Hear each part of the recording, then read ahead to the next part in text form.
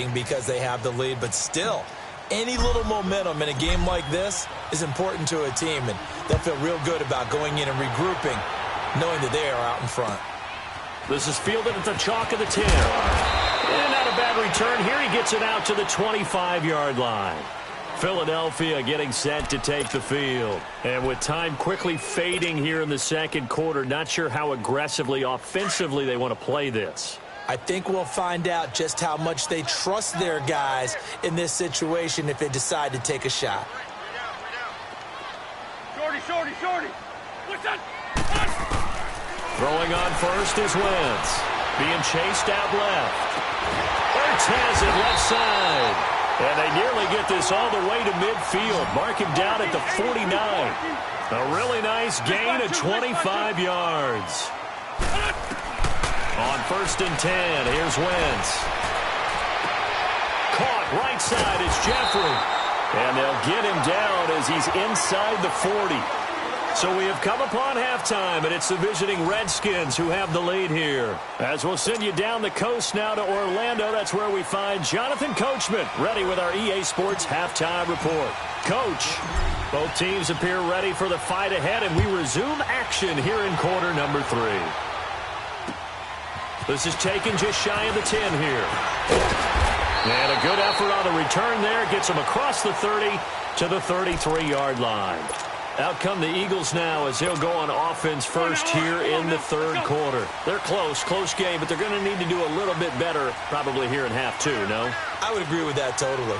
I would guess it in the locker room. They talked about cleaning up some of the errors, but overall, I think they wanted to be positive with them. Guys, we're right there. Just not playing as well as we need to. Let's pick it up, and we still have a chance to win this game. Yeah, they do. We'll see if they can pick it up.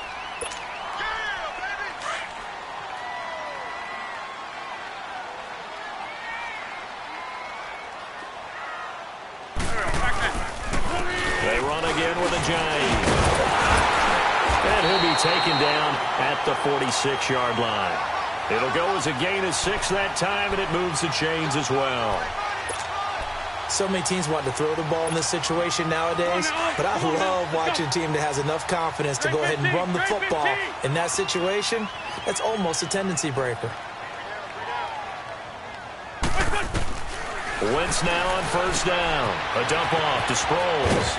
And he'll work it across midfield inside the 45. A nice pick up there, 10 yards, and it'll move the sticks. We always talk about having to read defenses and how complicated that is. Well, this was an excellent read. Read the pressure and got rid of the football before it even got to him for a nice game. And when they're blitzing like that, running back usually a good spot to go with a football? Without a doubt, because he's right in your sight line or he's near you. So you're able to just get it to him easily. And once he gets in space, that's usually a good matchup for him. Go. Great 15. 82. Now Wentz throwing on second down. Steps away to his left. He'll end up getting 5 out of that, but now they're looking at third down. How about a tip of the cap to the defense? They're working against a very mobile quarterback, but all day long they've kept him under wraps. And on that play, they held him to a short gain. The Eagles on third down. They've hit 2 for 4 thus far. They're up against a 3rd and 1 situation. And they'll try the ground game here with the running back. Call it no gain that time, and they're going to be left looking up at a 4th and 1. Perfectly designed blitz right there. They took that one from the grease board to the field because they were able to free up their linebacker to get into the backfield and spill the play. And Elliott puts this one through, and that will tie things at 17 all. These kickers now, it used to be that a 50-plus yarder was cause for celebration, now seemingly automatic. Yeah, isn't it funny when we prepare for a game, when you look at the backgrounds of these kickers, it's interesting, isn't it, to find out they were all-state quarterbacks, receivers, defensive backs, all-state wrestlers, right? Baseball players. We're finding athletes all along, and now they're just specialists putting it through the posts.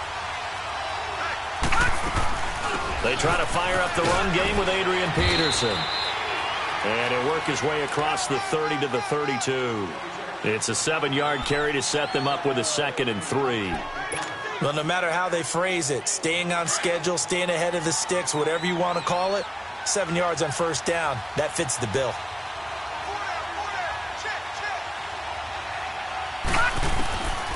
Now they'll throw here out of the gun.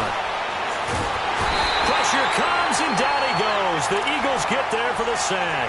Michael Bannon in there to make the sack. He buries him for a loss of 10. The Redskins on third down. 3 for 7 so far in this game. This is going to be 3rd and 13.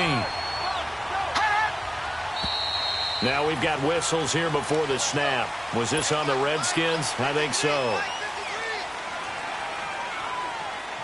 So the false start certainly doesn't help matters as they'll try again now. 3rd and long.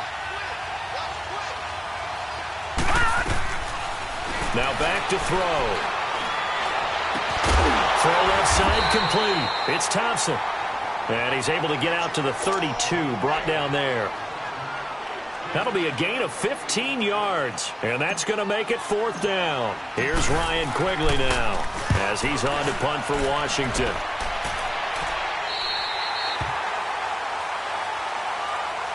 Here's the Philadelphia offensive unit now as they head out to take over possession. And fortunate to get points on the board last time. They had to hit a really long field goal to do so. The kickers in today's game are so good and so skilled and hit from distances that we almost start to take them for granted.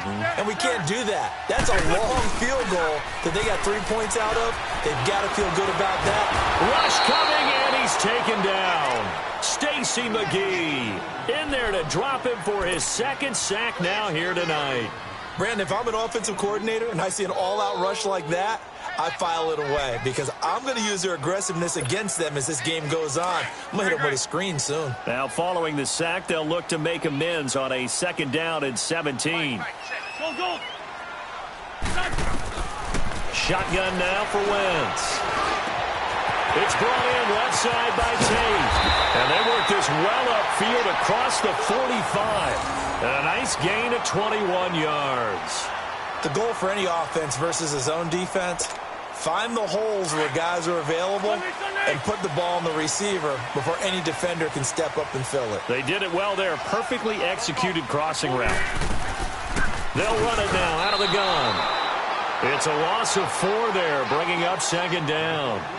Yes, indeed. That play there, that reminds me of some of the guys that I played with to have that suddenness, able to get into the backfield almost about the time the ball snapped and make a play. How about that tackle for a loss? Absolutely. He did a lot of that last week when he was named the NFC Defensive Player of the Week. One of the guys on the team was saying, hey, yeah, we called him the disruptor. And that's carrying forward again. Makes sense, doesn't it? Go.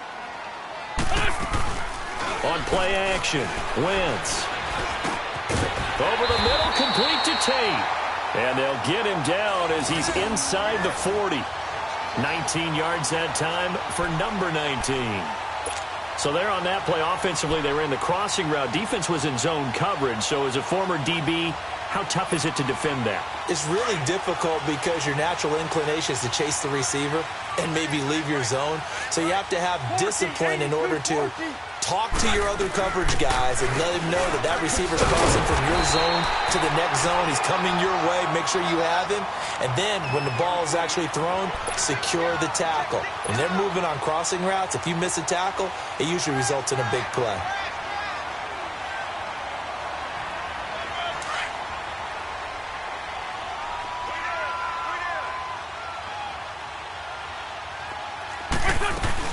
And once again, they go with Sproles. And he'll lose yardage. Brought down at the 32. That'll be a loss of a yard, and it leads to a 3rd down. Sometimes with the running game, you've just got to stick with it. Look, it's the 3rd quarter, no time to panic. But that also doesn't mean you just do it the same way you've been doing it the entire ball game. Maybe change up some blocking assignments or run a few different plays, but stay with the overall essence of the running game. The Eagles on 3rd down, 2 for 5 to this point. Here it's 3rd and 3. Push on.